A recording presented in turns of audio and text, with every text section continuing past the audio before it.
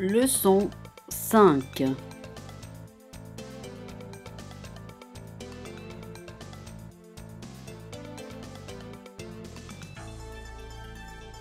Dans la section communication, nous allons voir comment rédiger un CV.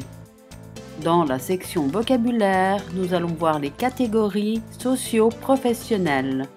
Dans la section culture, nous allons voir le coq. Et dans la section grammaire, nous allons voir l'introduction au passé composé.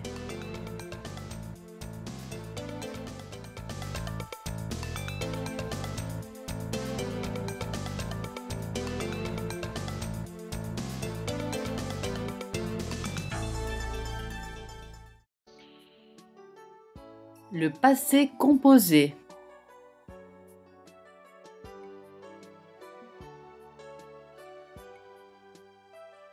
Alors, utilisation du passé composé.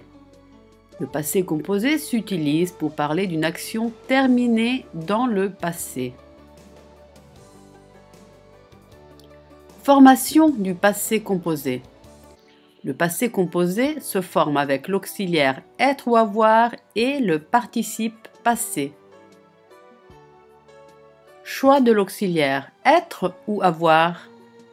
Les verbes qui ont l'auxiliaire être au passé composé sont aller, venir, monter, descendre, sortir, entrer, naître, mourir, tomber, rester, retourner, arriver, partir et passer, plus les verbes pronominaux.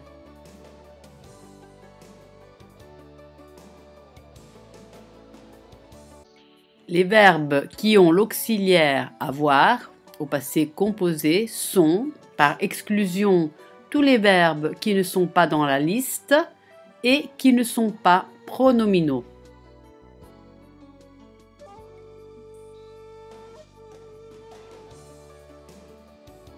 Alors, le participe passé.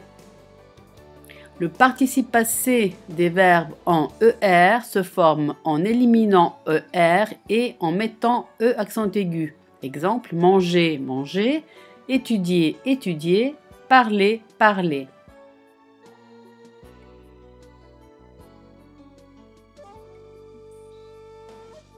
Le participe passé des verbes comme finir, nous éliminons le R et nous mettons le I. Exemple, finir, fini, sortir, sorti, guérir, guéri.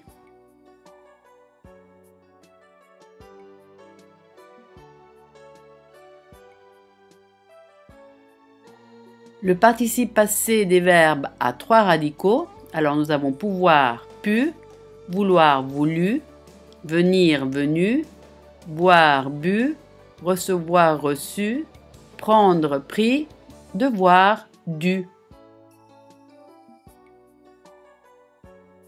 Quelques participes passés irréguliers. Être, été, avoir, eu, faire, fait, dire, dit, descendre, descendu.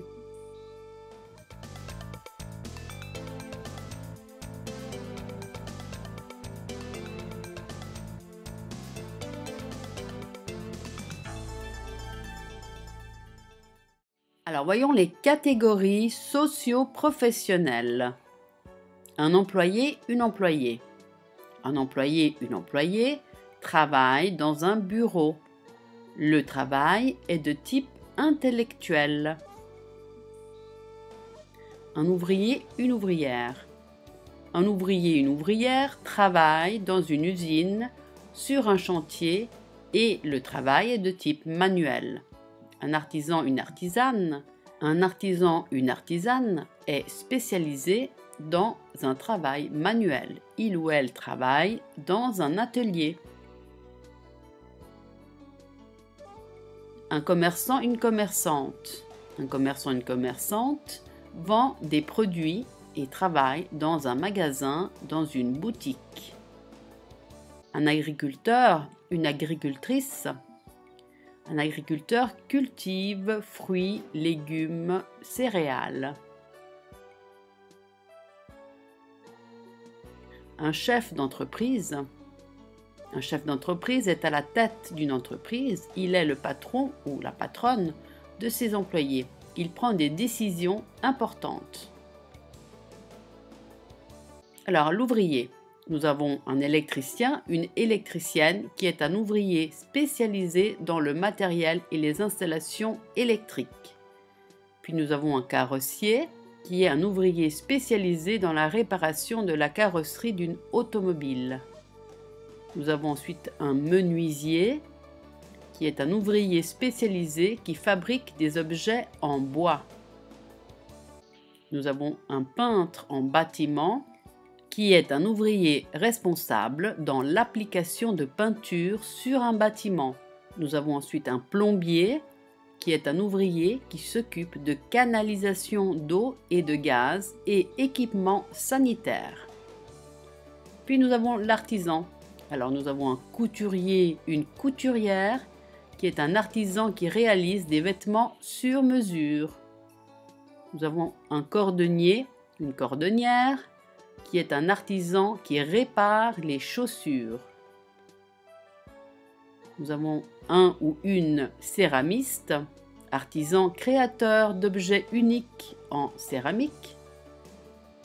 Puis nous avons un ou une styliste, qui est un artisan qui dessine et compose des collections de haute couture. Nous avons un pâtissier, une pâtissière, qui est un artisan qui produit et vend des gâteaux. Puis nous avons un boucher, une bouchère, artisan qui prépare la viande pour la vendre au détail. Nous avons un chocolatier, une chocolatière, qui est un artisan spécialisé dans la fabrication de friandises à base de chocolat. Nous avons ensuite l'employé, un ou une secrétaire, employé qui s'occupe de courrier, de classer les documents, de préparer des dossiers. Un ou une assistante du directeur, employé collaborateur direct d'un chef d'entreprise. Un ou une standardiste, employé qui assure la communication téléphonique interne et externe à une entreprise. Un ou une réceptionniste, employé chargé de l'accueil des clients. Puis nous avons l'agriculteur. Un viticulteur, une viticultrice, cultive la vigne, fabrique et vend le vin. Un horticulteur, une horticultrice, s'occupe de fleurs et de plantes. Un éleveur, une éleveuse, fait naître et nourrit des animaux pour les vendre. Un maraîcher, une maraîchère, cultive, récolte et vend les légumes. Un ou une énologue, spécialiste dans la culture de la vigne et élaboration et dégustation du vin.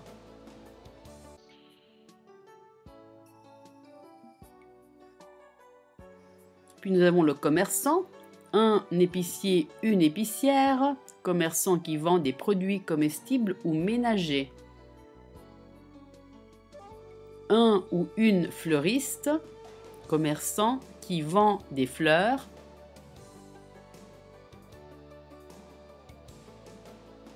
Un ou une libraire, commerçant qui vend des livres. Un traiteur, commerçant qui vend des plats cuisinés. Un marchand ou une marchande de fruits et légumes, commerçant qui vend fruits et légumes.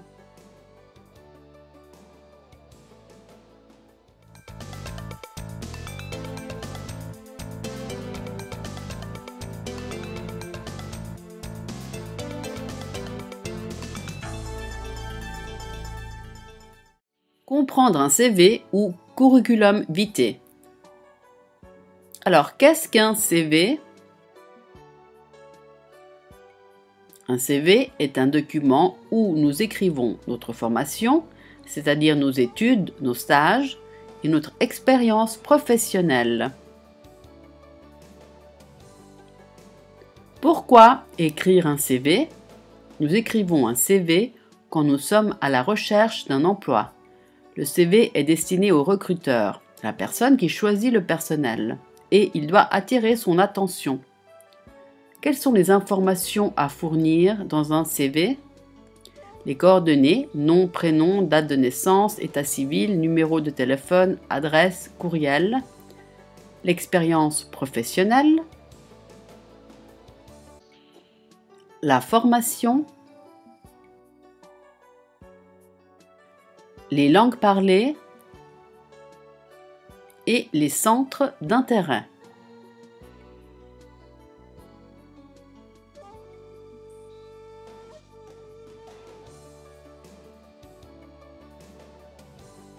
Alors, rédigeons ensemble un CV. Alors, nous mettons d'abord les coordonnées de l'expéditeur, alors le nom et le prénom, l'adresse, le numéro de téléphone, le courriel, l'âge et l'état civil. Puis, nous pouvons mettre une photo, qui est facultatif. Puis, commençons par la formation. Alors, nous mettons les expériences à partir de la plus récente. Alors, 2013, master en médiation culturelle. 2010, licence en langue étrangère, russe et chinois. De 2008 à 2009, cours intensif de russe à Moscou. Semestre à l'université de Pékin. 2007, baccalauréat. Puis, expérience professionnelle. Nous commençons toujours de la plus récente. Alors, de 2014 à 2017, professeur de russe à Nantes. De 2013 à 2014, traducteur freelance chinois-français, russe-français. Puis nous mettons les langues parlées avec le niveau. Donc anglais niveau B2, russe niveau C1, chinois niveau B2. Et puis nous pouvons mettre les intérêts. Alors connaissances informatiques, Word, Excel, Trados, loisirs, lecture, cinéma, gastronomie, voyages et séjours à l'étranger, nombreux séjours linguistiques à Londres, Moscou et Pékin. Alors si nous avons rédigé un bon CV et si nous avons attiré l'attention du recruteur, nous sommes contactés pour passer un entretien d'embauche. Un entretien d'embauche est une interview entre le recruteur et le candidat, où le recruteur veut évaluer si la personne interviewée est un bon candidat pour le poste de travail à occuper.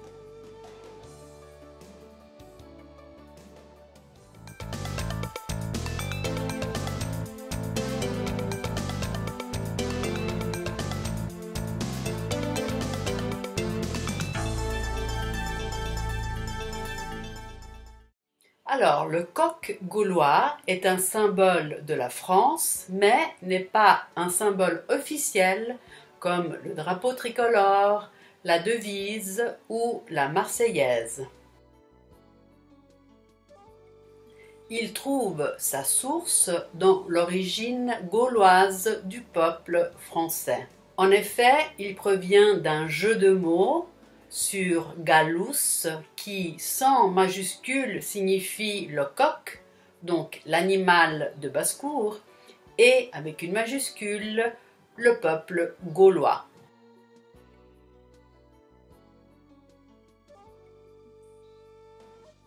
Au début, les Romains se moquent des Gaulois en les associant au coq. Beaucoup plus tard, le duc d'Orléans Louis-Philippe reprend l'image du coq en privilégiant la noblesse et la fierté de cet animal qui va devenir un symbole français.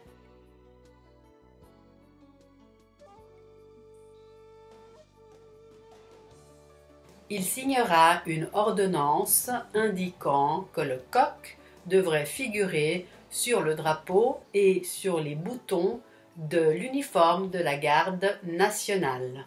En 1909, le coq devient l'emblème officiel de l'équipe nationale de football.